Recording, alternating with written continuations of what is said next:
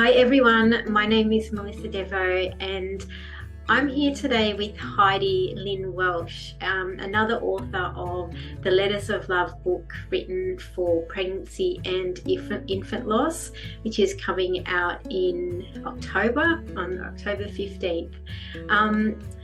Heidi is going to just share a little bit about her experience through the Letters of Love book and about herself, of course, and her letter. So welcome, Heidi. Thank you so much for being here. Oh, thank you for having me. So do you want to just introduce yourself? What's your name? What do you do? Who are you? Who am I? That's an awesome question. Yes, I am a mother of 2 living children and one that is passed away. And I actually live in Australia. I was born in the States, in Wisconsin, and I moved to Texas when I was in high school with my family. And then I met my husband and came out to Australia. And I've been here in Australia for about 20 years, but I still haven't lost my American accent. And I am a psychologist by trade. So I have a small business in Bunbury, Western Australia. And I run that practice. It's a small practice of about 8 to 10 psychologists. And that's what I do. I specialize with children and adolescents, and I get a lot of enjoyment out of the work that I do. But of course, in the whole stories of life after loss, things do change. But that's one thing that hasn't changed for me, is my passion for helping people and with mental health and working with children and families and people through the struggles that they have in their life. And I suppose grief has, a first-hand experience with grief has changed how I view things in the work that I do, which is in a good way. I think I would never say certain things now that I might have said before, but it is something that I'm passionate about. So that's what I do in my day job. And of course I have young children. I've got a just turned 13-year-old daughter, Evie. She's my eldest, my firstborn. And then I have Violet, who is my lastborn, and she's 4 years old and in kindy. And they keep me pretty busy. Oh, I have a husband as well. I think I have to talk about my husband. I did say I was married, but no, he's a very lovely husband who works in mining industry, and thankfully he's home every night, and unless he's on night shift. So between the two of us, we tag team the parenting thing, and he's very hands-on dad, so it's great it's a nice little family that we have here, but definitely a culture shock moving from the States a little bit different. Western Australia, especially. We were in Donnybrook to start with, so it's a pretty small town and getting used to things, but I do love it here. Yeah, it's a place that I have to visit one day as well. I've never really stepped into Western Australia, so next place to go. You haven't been to Western Australia? Oh, Melissa. No, we had a stopover, but that's about it. There's beautiful wine country down this way, and that's the Margaret River wine country and surfing, lots of coastal life. Really, nice. I do love it. It's not what I grew up with. I grew up at a dairy farm in central Wisconsin, milking cows, and then my children's life growing up here in Australia is very coastal and beach. We go to the beach a lot and kind of do that sort of lifestyle, but I do love it. It's more relaxed. It's a lovely culture to bring kids up in. Nice. So we'll go into the book a little bit. Thank you for sharing, a little bit about you. So you're an author in Letters of Love. Who is your letter addressed to, and what is it about?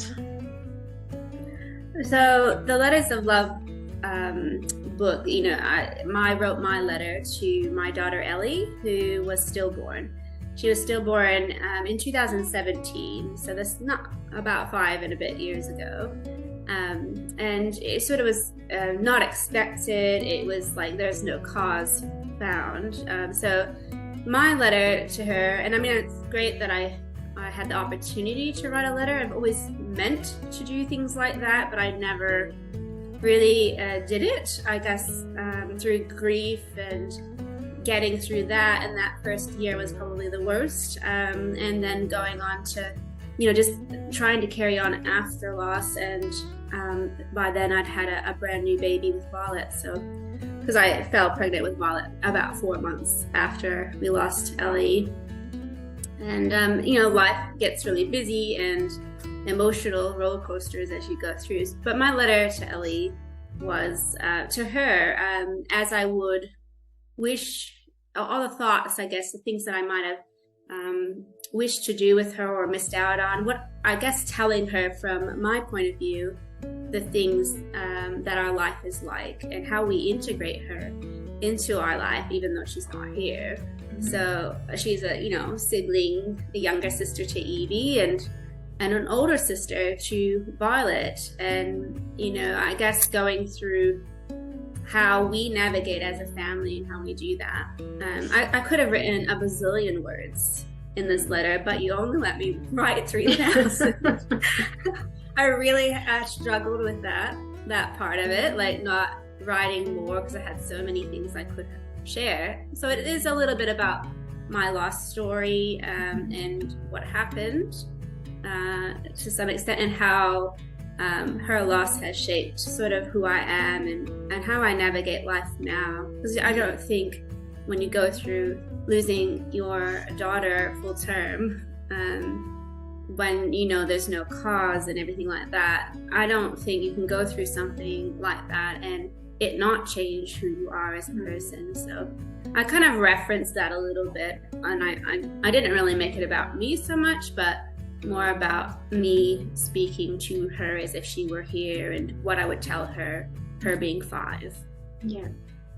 So just a side question, how did your older daughter, like, was she aware of Ellie? Like, did she have like much like interaction, or like did she know, understand? So Evie was 7 when we lost Ellie, so she definitely was super excited about having a baby sister.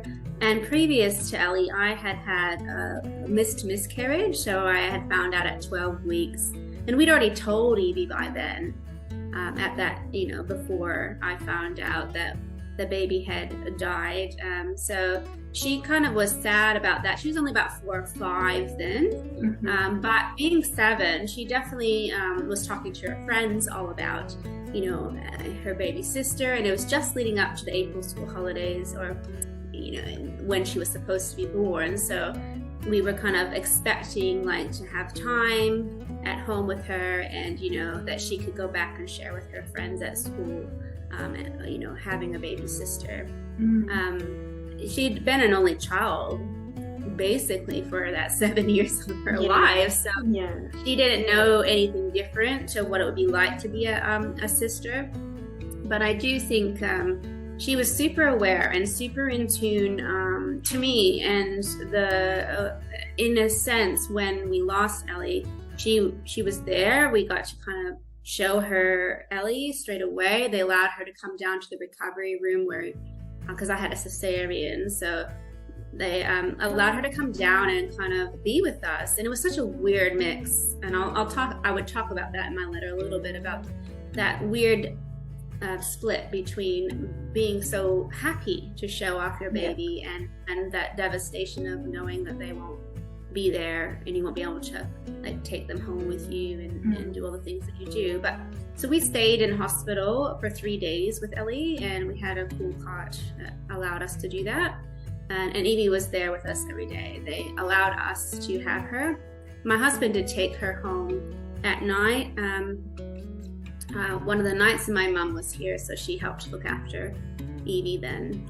But Evie has this amazing ability to kind of, I don't know, extra sense. I don't know what it is, but she really handled grief well, I would say, for a child. Like I was open. She would ask me questions. We'd talk about it. She would tell me that she was feeling sad, or she wanted to watch the funeral video a lot because there was pictures of Ellie on there.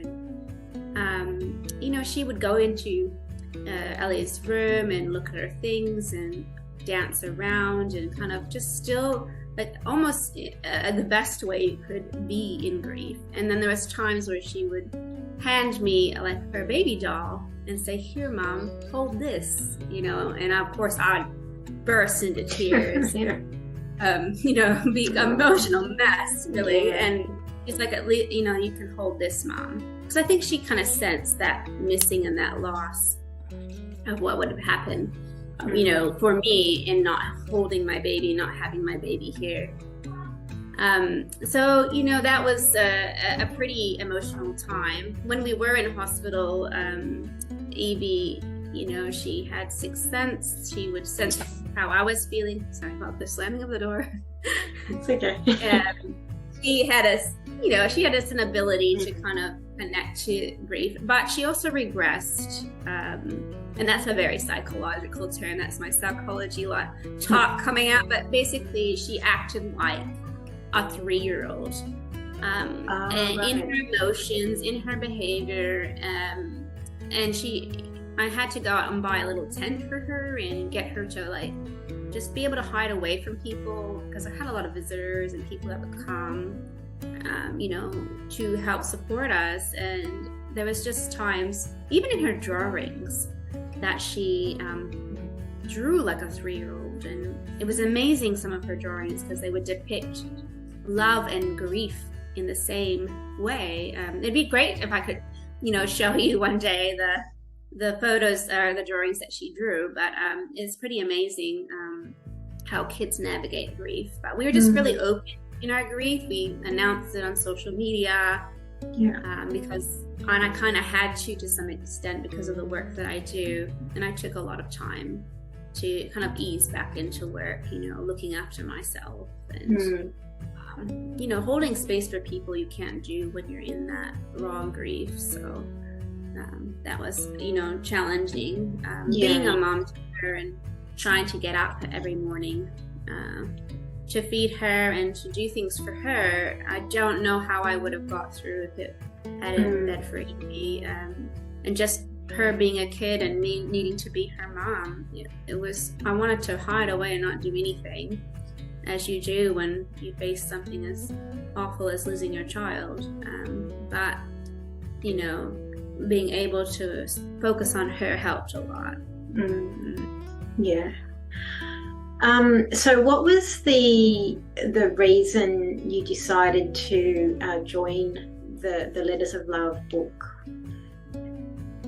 Well, I don't know how we connected, but I know that through some sort of lost group, or somehow I got connected to your page, and I must have subscribed to your page. So when the sort of invitation came out, and it was kind of nearing the end of the time where the closing of the applications were coming out, there was this final notice, expression of interest. And I was like, you know what, my life is pretty busy, but I'm gonna do it. And I think being 5 years down the track in grief, I think was ready to do that.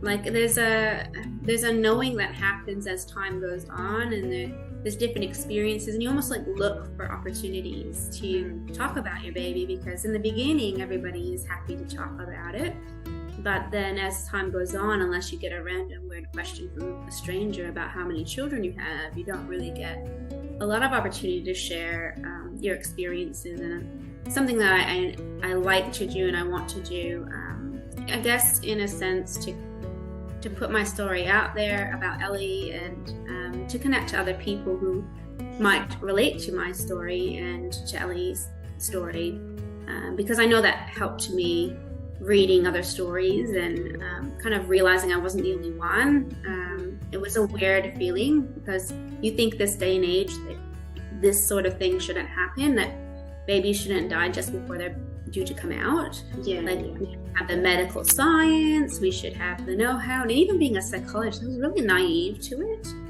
That it could happen in today's day and age.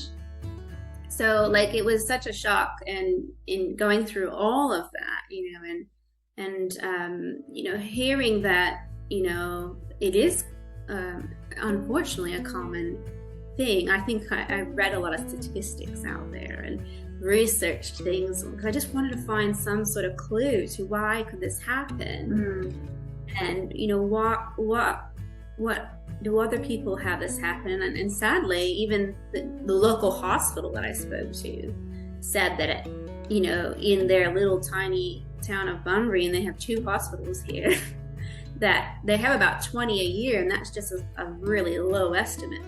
And I thought, 20, that's 40 families in one year, that in this small little town that we have, that experience that. And they said, it's more common than SIDS. And we don't talk about it. And I guess for me, hearing other people's stories, looking up that research, I felt like I could share, that I didn't feel judged for whatever dark and doom and gloom thought I was thinking in that moment, because I went through quite a sarcastic, dark phase, I guess. You wouldn't know it on the outside, but in my head, I had a lot of stuff going on where I was quite happy to make people uncomfortable in my grief, like just be really blunt. Because we don't deal with it well in this society, I don't think. I agree with that. It is very difficult to even put words to paper when you're going through that. So how did you actually feel while you were writing your letter to Ellie?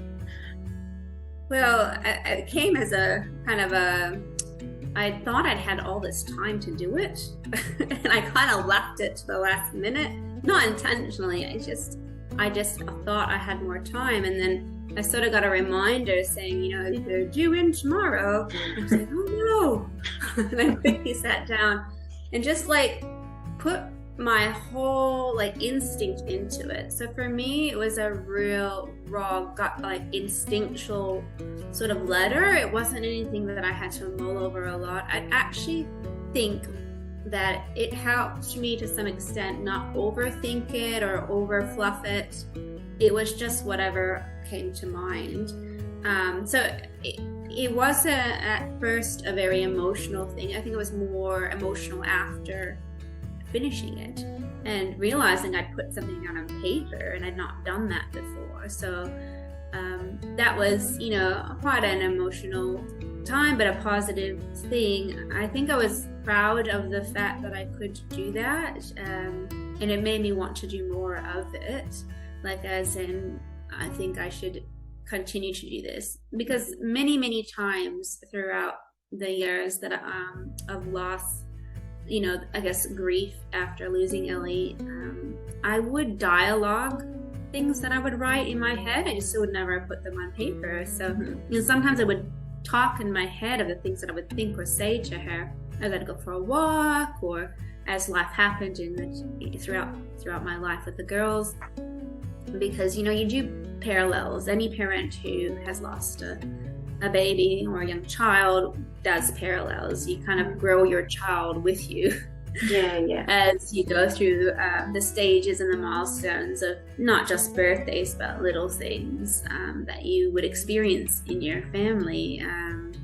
And you realize that what would they be doing if they were here, or I should be doing this with them. So I think there's definitely preemptive thoughts that I'd had before writing the letter to Ellie. So I had sat down in my mother-in-law's couch because we were there, and I said, I have to do this letter. You're gonna have to put the girls to bed. And she's like, okay. And I just sat down for, I think it took me about an hour or two to write, so it didn't take very long. But I think it was because I didn't do it in chunks like I thought I would. Yeah. So Oh, that's good. Yeah, yeah, I remember you saying that, you only did it last night in one of the talks we had. But that's good because when I master was procrastinator. and you know what? I'm actually exactly the same. I did mine in one, in maybe an hour as well. It's especially to the one when I did one to my daughter, in the second book I actually wrote to my daughter in that one, and it just came out naturally. It was like I was talking to her, so it was it's very therapeutic as well, I think. I think it's beautiful. For me, it's like a timeless thing to put something down in writing and to know that she will, someone will read that book and they'll connect to it, and her story will never be forgotten, and I think I never really had that worry initially, but I think as time goes on, I think people become a little bit complacent about expecting that life goes on and that you're okay, and you are okay, but it doesn't mean that you don't have those moments. And I think it's like a tribute, I guess, to some extent. I'm happy that I got a chance to do this so that I could, it'll become a keepsake for me as well. That's right, yeah. Every person who's ever experienced loss has the shelf or the big wall or the shrine. I have that, and they are my treasures, because you can't continue those memories. It stops. So the little things that people give you throughout the years, or what you get when your baby's there, they're my keepsakes, the pictures, little trinkets. And I do have some lovely friends and family who never ever forget and always get a Christmas gift or a birthday gift. And I'm so blessed to have people who are happy to go there and acknowledge it without it being a weird thing or a morbid thing. Oh, that's nice. So how do you think your letter and the book in general will help people who have also experienced pregnancy or infant loss? Well, when I first lost Ellie, within the first few days and weeks, a friend of mine had went to the library and picked up a book, and it was a story of stillbirth stories. It was called They Were Stillborn, and they when she brought that to me, she just says, I don't know if you want this or if you'll need it, but did you want to read it? And I thought it was so brave of her to do that, because I don't know if I could have done that. It seemed like such a confronting thing to do to someone who's in raw grief, but I'm glad she did, because I was like, I'll look at that. And it was pivotal to my grief. It was what I needed to hear and look at. I would search then after reading that book for other people I could connect to, online groups or whatever, that I could connect to, just to kind of share Ellie, share my experience, and also look for reasons for why stillbirth happened. So in this book, I got to read other people's stories. It was extremely emotional doing that, and I would just sit outside near my outside sort of pool area that we had, and undercover area, and I would just read these stories and little bits when I was able to, and I would just, of course, be in tears, but it almost released a lot of what I was feeling. I was connecting to their pain, I was connecting to the experiences, and even though there were different stories and not quite exactly the same as mine, there was this general sense of they understand and they know how that feels. So I think I believe this book, and I love the title of it, like Letters of Love. So it's not so dark in that sense, but yet you're expressing your pain and your loss and your grief and all that comes after that. So connecting to people's stories, I think, and reading this book or giving it to someone who's had a loss, will be a positive healing thing, and maybe open up a chance to cry without feeling like you've got the eyes on you. It's like watching a sad movie when you watch somebody else's story and you go through the same emotions. It's still releasing it to some extent, and thankful that I have the career that I have, because I have many friends and colleagues that are psychologists. So I had like the ideal support group around me, and what it meant is I got to talk a lot, I got to share a lot, and they were not afraid to sit with me in whatever state I was in. So I think having opportunities to read silently was something that was useful for me. And I didn't necessarily want to always talk. I sometimes just wanted to connect to other people's stories and know that I wasn't alone, and that I guess some of it was that it's survivable, because it pretty much feels like death. You experience the death of your baby, but you don't feel you can survive it either. So I mean, you do go through the motions of things. It feels like you're in a bubble often. I think like everything goes by slowly around you, and you don't keep up with the world. So I do think there's a place for books that touch on loss and different types of loss. It's an important thing to talk about, and what's amazing about doing a book or writing these sorts of things or touching on these topics that people don't usually want to talk about, or it's cliche, or like, hush, don't talk about the dead baby or don't talk about loss or grief or uncomfortableness. I think it opens up that that's right. It raises awareness that it does happen, and you can survive it, and these are different people's experiences of how they've navigated grief and all those hopes and dreams that you want and wish to have, and how you cope with that afterwards. So I don't know I haven't read any of the other letters in the book, so it's hard for me to relate to what the whole book will be. But in terms of the letter that I wrote to Ellie, from a mother's perspective to their young 5-year-olds, I guess, it would be going through all of that experience, and hopefully people can connect to that side of their experience, I guess, of loss.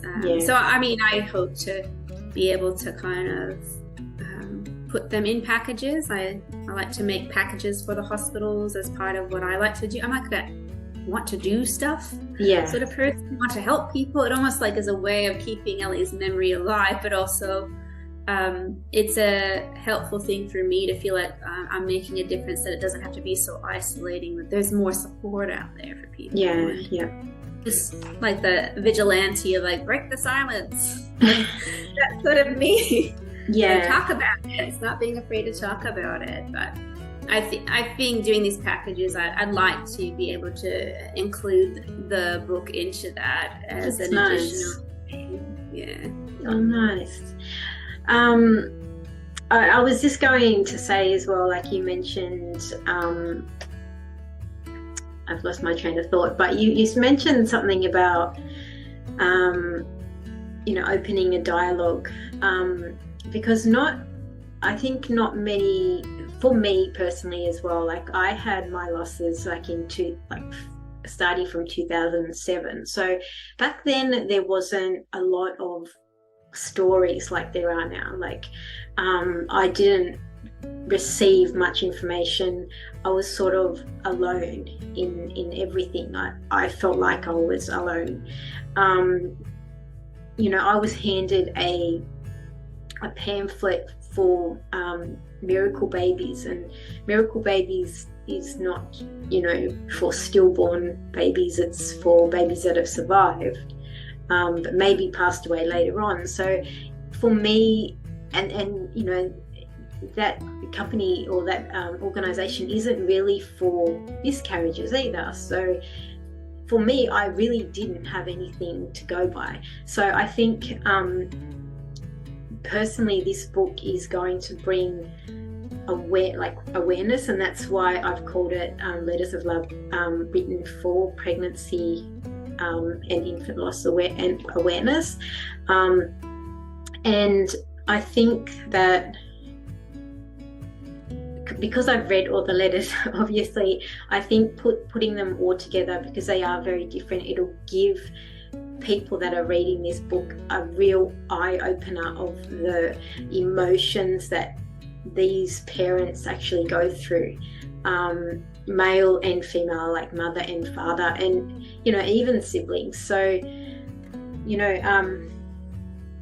it's really I mean, some of the letters that you guys have written was really eye-opening for me as well, because I've only seen heard my story, if that makes sense. So yeah, from your perspective and your experiences, and I do think that that was one of the things that I think it still needs improvement on. I mean, I have met people that have had loss years ago, and it just wasn't acknowledged, it wasn't handled very well.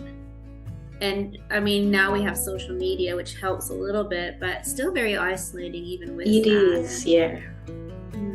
And I think having that right information is important. I think I had a very similar experience, and even in 2017, I had inappropriate information sort of handed to me. And I'm like what you need to know to get pregnant again? I'm like, hello, I just had a baby that didn't survive, and I'm not going to think about that yet. Yeah, and just outdated information. So it's definitely something that I think may still need looking at. I'm really glad that the inquiry happened in Australia. They have the stillbirth inquiry and recommendations that are being rolled out to change that, because it does make a difference to how you integrate your grief, and you never get rid of it. It never leaves you, but you integrate it, and you learn to live around it and with it, and connect to it when you need to. And sometimes when you don't even realize it connects to you. Yeah. And not exactly when you want it to either. And you don't control that. But I remember really early on saying to myself, making a deal with myself, really, because I'm kind of used to, putting a bit of a barrier up between your own emotion and the other person and what I do as a job, that is part of what you have to do and what you're used to doing. You're used to talking about other people, not yourself. Yeah. And so holding grief and feeling sadness and being raw and vulnerable was not something I was used to. So that's what I made a deal to myself, losing Ellie, almost as if I will feel whatever feeling, and I'll share whatever feeling, no matter how raw or how hard or how difficult or how devastating. I will hold that space, and I won't push it away or make it seem like it's okay. Because sometimes you do that in grief. You're kind of oh, it's okay. I remember saying things like, it's okay to someone else when they were trying to comfort me in my grief because they started crying. And then I was saying it's okay, as if somehow I caused them the pain. Yeah. But I think experiencing it, not hiding it, not suppressing it, and just being open to talking about it, even though I was a very private person. Yeah. It was hard for me, but I did it for her. And I think I really, truly believe that helped me deal with grief in a healthy way, and was able to go back to work after a few months, 4 months or so. Yeah. Thankfully, I could decide that myself, being my own boss, I guess. Yeah. I didn't have to kind of have someone else make that decision, which was, not the case for everyone who goes through loss. And, I've had the privilege to meet other people just by putting my name out there through the Little Love page that I actually created it just because I wanted to connect to other people, and there wasn't anyone that I knew of that had an experience. Some people reached out to me who had it, but I didn't know them. So just a space to kind of bring everyone together, and reaching out to other organizations that they have now, which is great that they have that now, and it was helpful to participate in those things as well. But yeah, meeting other people, they became some of my best friends, some of them, because they understood. I didn't have to explain myself or apologize. They knew and accepted that and didn't judge me for it. So I definitely changed me as a person, and in good ways, not necessarily bad ways. And I think there is always that before and after moment that it changes your life, and losing your baby through stillbirth. It's a before and after thing. You're a different person after all that happens. Yeah, definitely changes you. So you mentioned your My Little Love page, but I also want to ask you, so where can people find you if they want to connect with you? So obviously that page as well. Yeah, you can private message the My Little Love. It's spelled, My Little, and then love is LUV.